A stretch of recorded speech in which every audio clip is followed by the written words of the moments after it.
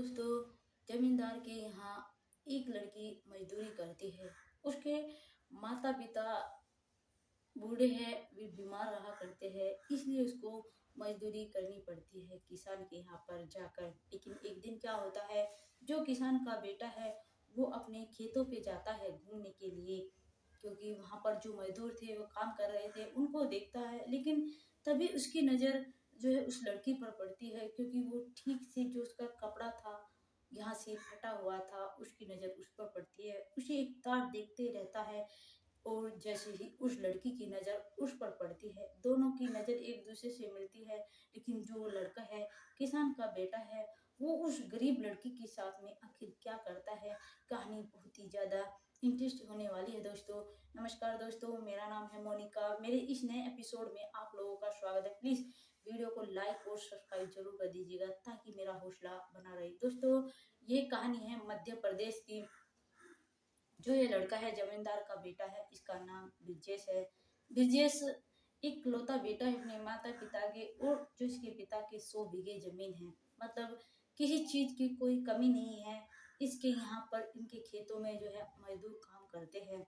जो इधर जमीला है, जो ये लड़की है जमीला, ये एक गरीब फैमिली से बिलोंग करती है। जो उसके माता पिता है वे बूढ़े है बेचारे, उनके बस की कुछ काम धंधा नहीं है, यहाँ तक कि वे बीमार भी रहने लगे हैं। और जमीला 10th क्लास तक पढ़ी थी और फिर वो अपने घर की स्थिति देखती है, तो एक महिला के यहाँ पर जो ठेकेदार होती है उसके यहाँ जाती है और उससे कहती है कि आंटी मुझे भी कल अपने साथ में काम पर ले चलना। लेकिन जो उधर वो महिला होती है वो कहती कि बेटा अभी तो तुम पढ़ रही थी, तुम्हारा अभी रिजल्ट आया 10th क्लास का, तुम क्यों मजदूरी कर रही हो, तुम तो आगे पढ़ना। लेकिन वो कहती कि आंटी हमारे घर की स्थिति बहुत ज़्यादा खराब है, मेरे माता पिता की तबीयत खराब रहती है, उनकी बस की कोई काम नहीं है, और फिर घर का सारा खर्च सब कुछ मतलब बहुत ज़्यादा तंगी आ रही है, इसलिए प्लीज़ मुझे अपने साथ में मजदूरी पर ले चलना।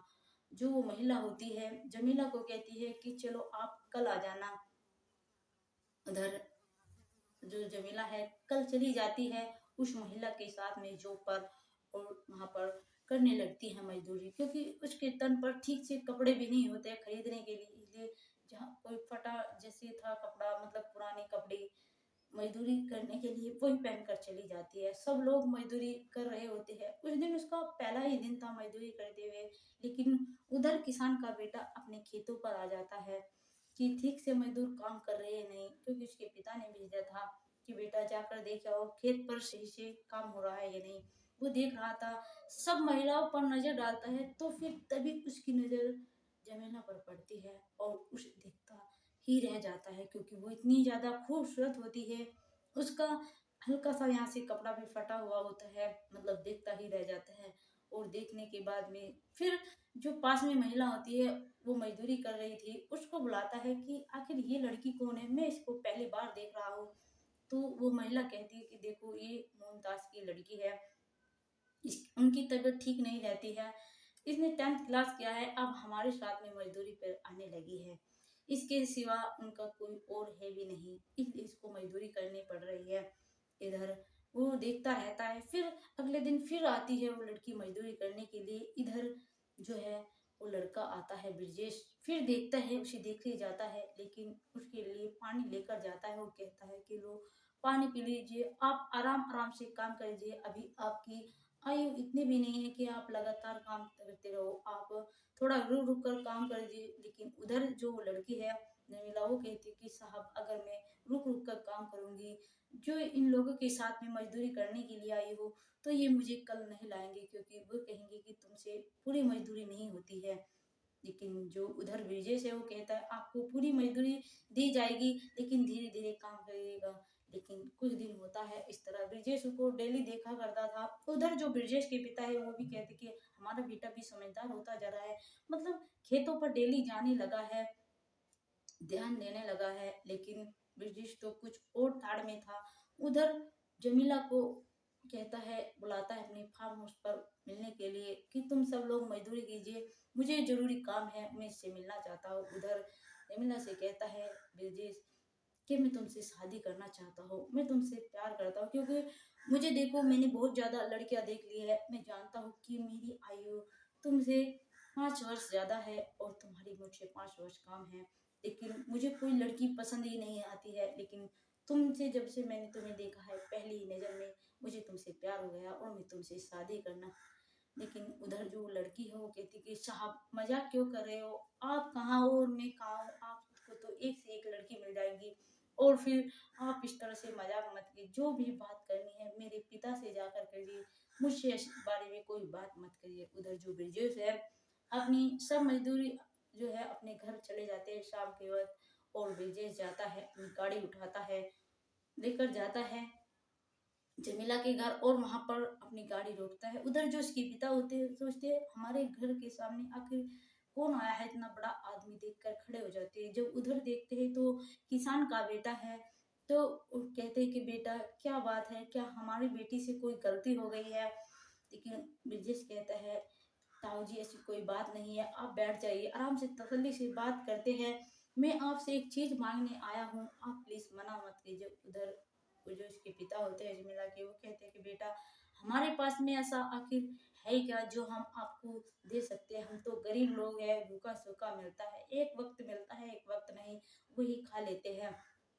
लेकिन ब्रजेश कहता है आपके पास में एक बहुत ज्यादा कीमती चीज है, मैं उसको आपसे मांगने आया हूँ, अगर आपकी इजाजत होगी तो मैं ही लूंगा, अगर आपकी इजाजत नहीं होगी तो मैं नहीं लूंगा। उधर उसके पिता कहते हैं कि बेटा वो आखिर ऐसी क्या चीज है जो आप मुझसे मांगने आए। उधर ब्रिजेश कहता है कि मैं आपसे आपकी बेटी का हाथ मांगने आया हूँ, मतलब मेरे साथ में अपनी बेटी की शादी कर दीजिए। इधर जिस तरह से इसके पिता ये बात सुनते हैं तो एकदम हैरान हो जाते हैं और सोचते हैं कि बेटा इतना, मतलब इतना बड़ा मजाक मत कीजिए, हम इतने गरीब लोग हैं और आप इतने अमीर लोग हैं, क्या आपके माता पिता इस बात को स्वीकारेंगे? अगर आपके पिता इस बात को स्वीकारते हैं, खुद मेरी बेटी का हाथ अपने मांगने आते हैं, तो मैं कभी मना नहीं करूंगा। पहले आप एक बार अपने पिताजी से पूछ लीजिए। इधर जो ब्रजेश है जाता है पूछने के लिए, अपने पिता को बताता है सारी बात कि पिताजी आज तक मुझे कोई लड़की पसंद नहीं आई है, लेकिन एक लड़की मुझे पसंद आई है जो हमारे खेतों में काम करने आई। उसे ऐसा हुआ है एक हफ्ता वहां पर आते हैं, लेकिन लड़की बहुत ज्यादा समझदार है और साथ साथ बहुत ज्यादा सुंदर भी है।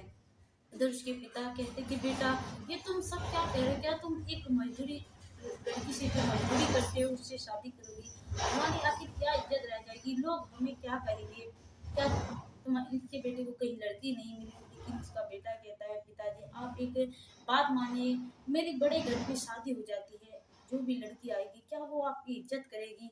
नहीं, लेकिन जो लड़की है वो एक गरीब घर की लड़की है, वो आपकी बहुत ज्यादा सेवा पानी करेगी, आपकी इज्जत करेगी, जैसा आप उसे कहेंगे वैसा वो मानेगी। इस तरह से ब्रजेश जो अपने पिता को अपनी माँ को समझाने लगता है।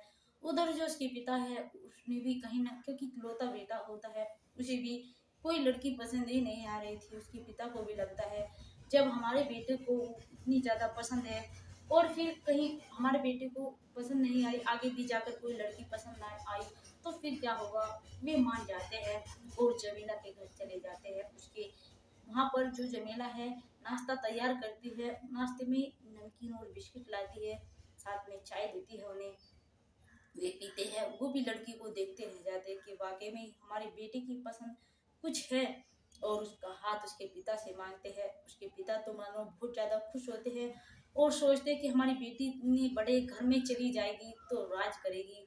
उधर जो जमीला है वो राजे जो ब्रिजेश है उससे बात करती है और कहती है कि देखो मैं आपसे शादी बेशक करूंगी, लेकिन जो मेरा माता पिता है इनका मेरे सिवा कोई नहीं है, इनका ध्यान भी मैं क्या बात में रख सकती हूँ, अगर मैं तभी आपके साथ में शादी करूंगी अगर आप मुझे अपने माता पिता की मतलब सेवा करने के लिए मौका देंगे और इनका ख्याल रखने के लिए। उधर जो ब्रजेश है वो कहता है कि देखो तुम इस बात की चिंता मत करो, तुम्हारे माता पिता मानो मेरे माता पिता है, मैं इनके लिए जो ये घर है एक अच्छा घर बनवाऊंगा और इनके लिए भी एक नौकरानी छोड़ूंगा जो इनकी देखभाल रखे, किसी भी चीज की कोई दिक्कत ना आने दे, और तुम भी अपनी माता पिता से बीच बीच में मिलने आती रहना।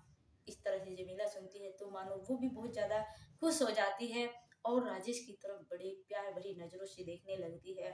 उधर दोनों का रिश्ता पक्का हो जाता है। क्या होता है, 1 महीने के अंदर अंदर दोनों की शादी हो जाती है। दोनों हंसी खुशी से रहने लगते हैं। उधर गांव वाले भी कहते हैं, यार प्यार में बहुत ज्यादा ताकत होती है। यो अमीरी या फिर गरीबी नहीं देखती है कि कौन अमीर है आखिर कौन गरीब है, और अपने बच्चों के सामने ही तो सबको झुकना पड़ता है। वरना किसान तो बहुत ही ज्यादा घमंडी था। हमें नहीं लगता था कि एक गरीब घर की बहू ले लेगा, लेकिन बेटे की जिद के आगे आखिर उसकी एक ना चली। ये सत्य है दोस्तों। अगर किसी के भी माँ बाप किसी के कब्जे में आओ ना आओ, लेकिन अपने माँ बाप के कब्जे में जरूर आ जाते हैं। माँ बाप अपने बच्चों के कब्जों में जरूर आ जाते हैं। अगर हमारी ये वीडियो आपको अच्छी लगे दोस्तों, लाइक और सब्सक्राइब जरूर कर दीजिए और कमेंट में जरूर बताइएगा कि हमारी ये वीडियो आपको कैसी लगी है। जय हिंद, जय भारत।